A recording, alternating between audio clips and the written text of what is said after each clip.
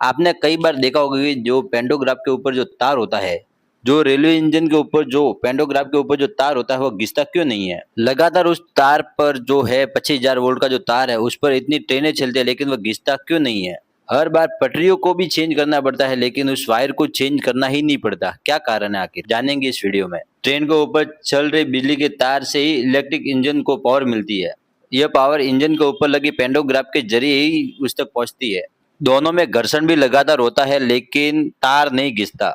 Train से यात्रा करते समय कई चीजों पर गौर करते हैं लेकिन उनके बारे में हमें सही जानकारी नहीं होती। ऐसा ही सवाल कई लोगों के मन में उठता भी है कि आखिर लगातार घर्षण के बावजूद भी रेलवे के ट्रैक पर लगी ओवरहेड वायर घिसता क्यों नहीं है? ये तो हम सब ने देखा ही है कि इंजन के ऊपर लगा पेंटोग्राफ बिजली का तार से लगातार संपर्क में रहता है, हजारों किलोमीटर उसके साथ घिसता है। पेंटोग्राफ के जरिए उन तारों से इंजन को बिजली मिलती है और वह चलता है। हम जानते हैं कि अगर लगातार दो वस्तुएं घिस रही हो तो वह बहुत ही जल्दी कमजोर हो जाती है। जितनी ज्यादा वह घसीजेगी उतनी ही जल्दी वो कमजोर भी हो जाएगी। बस यही सिद्धांत यहाँ पर भी काम करता है लेकिन उसमें उल्टा है। रेलवे के ऊपर जो पेंटोग्राफ के ऊपर जो तार होता है वह बहुत ही मजबूत कॉपर से बनी हुई होती है और इंजन पर लगी पेंटोग्राफ का जो लोहा होता है वह बहुत ही नरम लोहा होता है।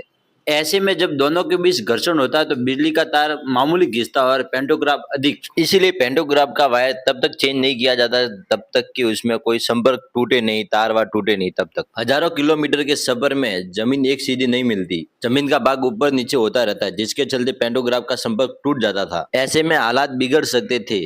इसी परेशानी से निपटने के लिए पेंटोग्राफ के नीचे एक बॉक्स लगा दिया जाता है और उसमें एयर प्रेशर दिया जाता है ताकि पेंटोग्राफ तार से जुड़ा रहे। तार के नीचे आने पर पेंटोग्राफ पीछे की ओर खिसक जाता है जिससे दोनों पर बहुत अधिक दबाव नहीं पड़ता। इसी एयर प्रेशर की मदद से पेंटोग्राफ तार को लगातार ऊपर की ओर धकेलता रहता है ताकि तार और पेंटोग्राफ एक दूसरे के ऊपर बहुत ज्यादा दबाव न बना सके और उनके बीच में एक सुरक्षित संपर्क बना रहे और इंजन को इलेक्ट्रिसिटी मिलती रहे। पेंटोग्राफ एयर प्रेशर से चलता है जिससे उसे काफी ऊपर भी उठाया जा सकता है और जरूरत न होने पर उसे नीचे दबा दिया जाता है ताकि खपत ना हो। ऊंचे पेंटोग्राफ की आवश्यकता ज्यादातर मालगाड़ियों में होती है। जो डबल डेकर मालगाड़ियां होती है उन्हें ऊंचे पेंटोग्राफ की आवश्यकता होती है। मुंबई से लुधियाना तक जो मालगाड़ी के लिए अलग से पटरी बिछाई गई है उस पर डबल डेकर की मालगाड़ियां भी चलाई जाती है। पेंटोग्राफ का जो वायर होता है वह एक सीध में नहीं होता जबकि क्योंकि वह थोड़ा थोड़ा मुड़ा हुआ रहता है ताकि जब वह घिसे तो एक ही जगह से न घिसे, एक ही वायर न घिसे, सब अलग अलग घिसेंगे तो उसमें खतरा कम होगा और जल्दी बदली करने की आवश्यकता नहीं होगी। इलेक्ट्रिसिटी का वायर लगा हुआ रहता है वह पेंटोग्राफ से जुड़ा हुआ रहता है।